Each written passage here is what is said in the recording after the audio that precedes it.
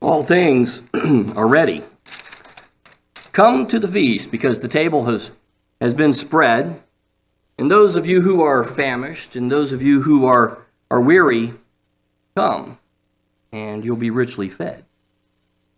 Do you hear the invitation? You are invited to dine. You are invited to dinner, and you have been invited to a supper. It's amazing at the times where we see Jesus eating in the Bible and the lessons that are there. You see him in the wedding feast at Cana, where he turned water into wine. In Matthew's house, he's eating with tax collectors and sinners. He's eating grain in the grain fields with the disciples on the Sabbath, in the house of Simon the Pharisee in Luke chapter 7. You see him in a deserted place feeding 5,000 men. And in the wilderness, in Matthew and Mark's accounts, with 7 loaves, he feeds 4,000 men with 7 loaves and a few fishes. We see him in the house of Martha and Mary, the house of a certain Pharisee in Luke chapter 11, the house of one of the chief priests in Luke 14, the house of Simon the leper. And we see him at the supper before his death. And there he's celebrating the Passover in Matthew 26, Mark 14, Luke 22, and John 13. And he announced there that he would be betrayed, and he instituted the Lord's Supper, and he predicted Peter's denial. And he taught on servanthood, and he washed the disciples' feet there. And then we see him later at the house of 2 men that he met on the road to Emmaus in Luke chapter 24, and in Jerusalem with the disciples and others, again in Luke 24. And then we see him with the 7 disciples on the beach at the Sea of Tiberias in Galilee. This morning, we are going to take a look at the meal, the celebration and the victory promised to those who sit at the table of Jesus. And as we talk about these things this morning, they are going to help us all focus on the Lord's Supper that we will be taking in just a few moments. That invitation song, or what we typically use as an invitation song, is based on a couple of different things. One of them is Matthew 22. I want to read from Matthew 22 this morning, starting in verse 1. It says, Jesus spoke to them again in the parable, saying, the kingdom of heaven may be compared to a king who gave a wedding feast for his son. And he sent out his slaves to call those who had been invited to the wedding feast. And they were unwilling to come. And again he sent out other slaves, saying, tell those who have been invited, behold, I have prepared my dinner, my oxen and my fatted livestock, and all are butchered. Everything is ready. Come to the wedding feast. But they paid no attention, and they went their way, one to his own farm, another to his business, because life had these people. And the rest seized his slaves and mistreated them and killed them. But the king, he was enraged, and he sent his armies, and he destroyed those murderers, and he set their city on fire. And then he said to his slaves, the wedding is ready, but those who were invited were not worthy. So go therefore to the main highways, and as many as you find there, invite to the wedding feast. And those slaves went out into the streets and gathered together all they found, both evil and good, and the wedding hall was filled with dinner guests. But when the king came in to look over the dinner guests, he saw a man there who was not dressed in the wedding clothes.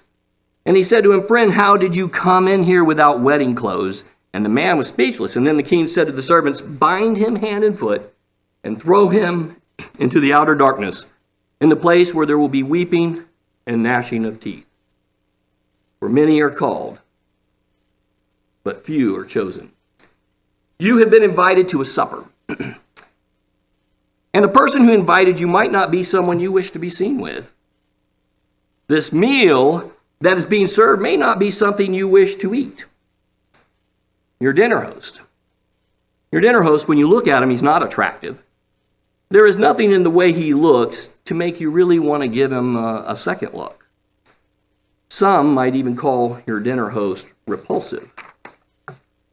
He had no stately form, no beauty or majesty that we should look upon him, nor did he have an appearance that we should be attracted to him. He was looked down on and passed over. He was despised and forsaken of men. He was known as a man of sorrows and acquainted with grief, and he is like one from whom they hide their face. You see, many people take one look at the dinner host and they turn away. He was despised, and we did not esteem him. Isaiah 53, verses 2 and 3.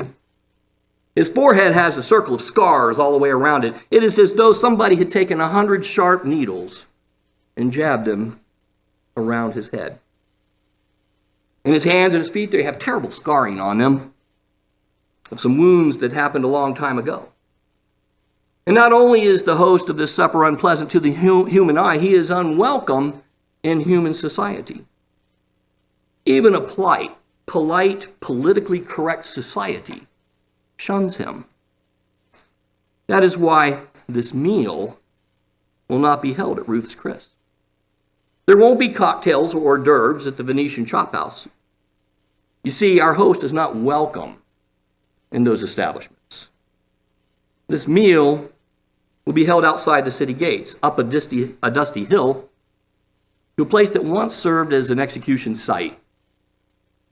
And the menu will not be crepes or pasta, but instead, it's going to be flesh and blood, the flesh and blood of your host. You know, when the Jews heard this kind of talk, they began to argue with one another in John chapter 6, saying, "How can this man give us his flesh to eat?" So Jesus said to them, "Truly I say to you, unless you eat the flesh of the Son of Man and drink his blood, you have no life in yourselves. He who eats my flesh and drinks my blood has eternal life, and I will raise him up on the last day." And if you are not already convinced that this is an invitation to avoid, then I must tell you that dining with you at the table will be the very dregs of society, the murderers, the liars, the thieves, the prostitutes, and every kind of sinner imaginable. You see, for many, there is no logical reason known to man why any reasonable person would accept this invitation. Except for one. Our host is Jesus, the Christ. And the scars that he carries that make him repulsive to so many are the same scars that exist because he bore the sin of all humanity. This meal you are invited to eat is the celebration of his victory over death and the grave, a victory that he promised can be ours if we will sit at his table, a victory that can be ours if we eat his body, a victory that can be ours if we drink his shed blood. The location of this meal is a hill named Golgotha, and it means the place of the skull. It is the site where Jesus' crucifixion took place.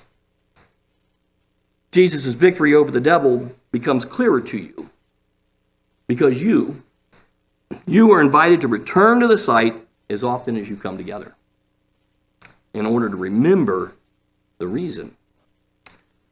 In the parable that we read earlier, Matthew 22, the city was set on fire. And you might think, well, that's why we can't have it in the city, because it was set on fire. See, this meal must be held outside the city. Outside the city for other reasons besides that. First, Jesus was God's ultimate fulfillment of the sin offering. And the sin offering was introduced to the children of Israel in Leviticus chapter 4. And this is where the sacrifice is taken outside the city. The Hebrew writer explains it this way, that the way he wants to go into this is that the altar is the altar which God gives us. And on that altar, the gift he gives us is himself. And it's not for exploitation by the insiders that served at that particular time in the tabernacle. And let's just read what he says in Hebrews 13. He says, "We have an altar from which those who serve the tabernacle have no right to eat. For the bodies of those animals whose blood is brought into the holy place by the high priest as an offering for sin are burned outside the camp. Therefore, Jesus, Jesus also, that he might sanctify the people through his own blood, suffered outside the gate. So let us go out to him.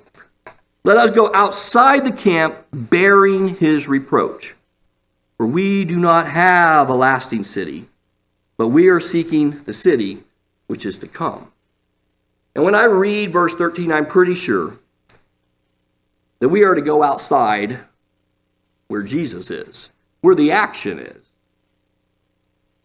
It's not for us to be privileged insiders either, to sit safely placed in rows.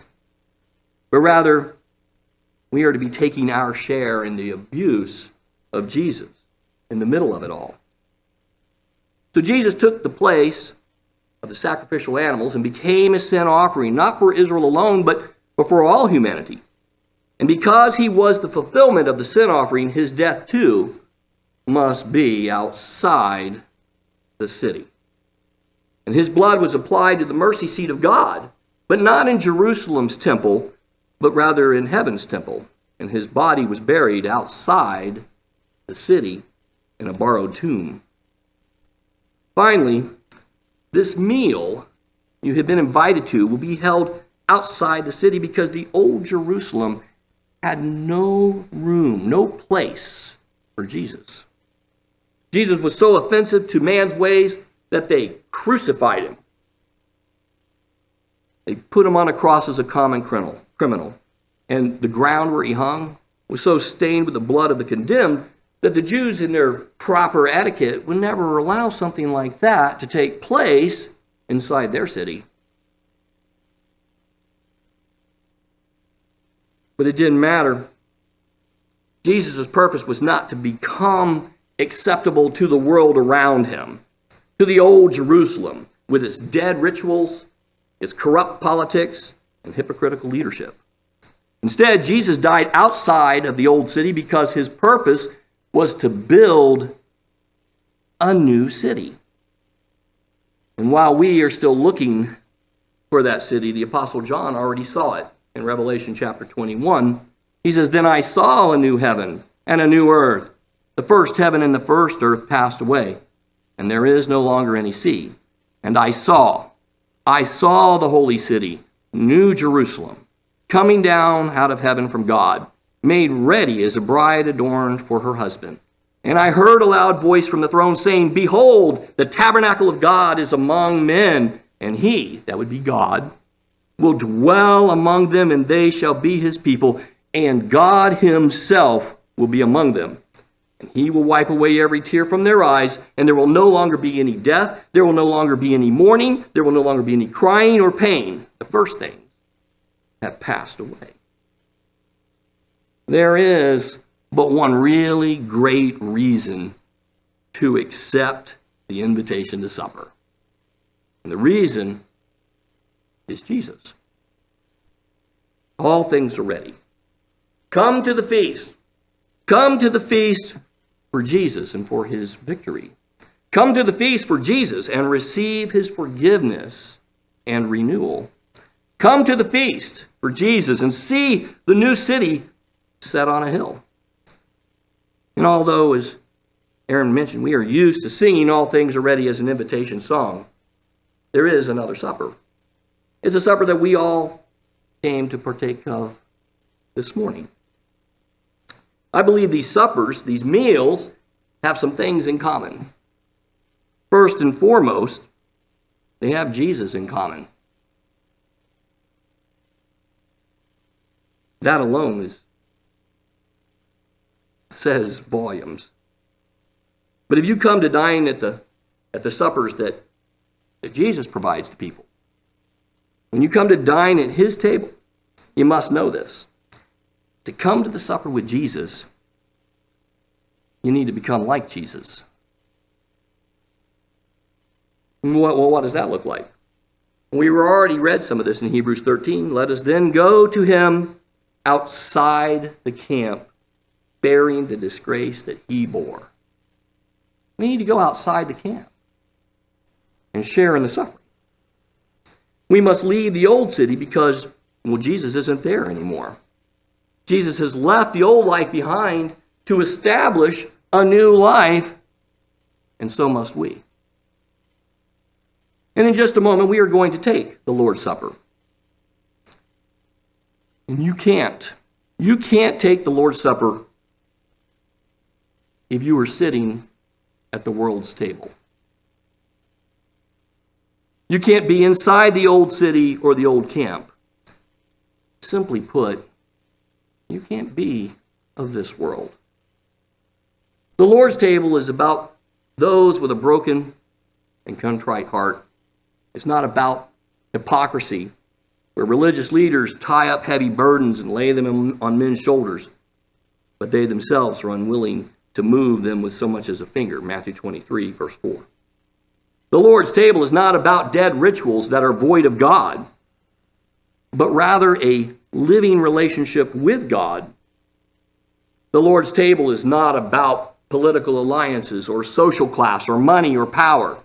Instead, the Lord's table is about God's amazing love, His compassion, His mercy. And those convenient lies that the world loves to tell you, and the peer pressure that it likes to put on all of us, has no place at the Lord's table. If you are to accept any invitation to have supper with Jesus, you will have to leave behind the old city and all its ways. You'll have to leave behind the old camp of man's ideas if we are to enter into God's city of love and justice. As Christians who sit at the Lord's table, I believe that those of us here at PSD will have to walk out of the gates of the camp. That would be the world around us, where we are divided by class, by color, by culture. We need to walk out of that camp and never look back at that camp again. Because when you sit at the Lord's table, the last are first, and the first are last. Matthew 20 and verse 16. When you sit at the Lord's table, there is neither Jew nor Greek, there is neither slave nor free man, there is neither male nor female, for you are all one in Christ Jesus when you sit at the Lord's table. Galatians chapter 3 and verse 28. When you sit at the Lord's table, you are dining on something much bigger than you can really imagine. Jesus died on a cross so that there would be no more death or mourning or crying or pain. And we need to leave the old city behind because death, mourning, crying, and pain is all that old city knows. That's all that's there. And when you sit at the Lord's table, you must be willing to bear the disgrace that Jesus bore. We cannot share in His victory if we do not share in His sufferings. We cannot wear a crown if we do not carry a cross. We cannot inherit His gift of eternal life if we do not die to this life. And we cannot seek the favor of the inhabitants of the old city if we wish to be received as citizens in the new city. Those who dine with Jesus are those who feed the hungry, clothe the naked, visit the sick and the imprisoned, those who welcome strangers and proclaim the good news to the poor and provide some relief to those who are oppressed. And when you leave the old city for the new city, let me make a suggestion. You let the gates of the old city slam shut behind you and follow the road that passes through Calvary, as dining with Jesus is important. This precious supper, this Lord's Supper that we are about ready to take, is so important. We cannot take the Lord's Supper and we want to continue and sit at the world's table. But I want you to know this as well. Just as sure as Jesus found an empty tomb beyond the cross, He gave us this supper that we're about ready to take, the Lord's Supper, to remember the events that lead up to all of this. In Matthew 26, we see Jesus there with His disciples, and they are eating. And in verse 26, it says, while they were eating, Jesus took some bread, and after a blessing, He broke it and he gave it to his disciples and said, "Take, eat. This is my body." And when he had taken the cup and given thanks, he gave it to them, saying, "Drink from it, all of you. For this is my blood of the covenant, which is poured out for many, for the forgiveness of sins." Let us all remember what Jesus has done for us as we take the Lord's Supper this morning.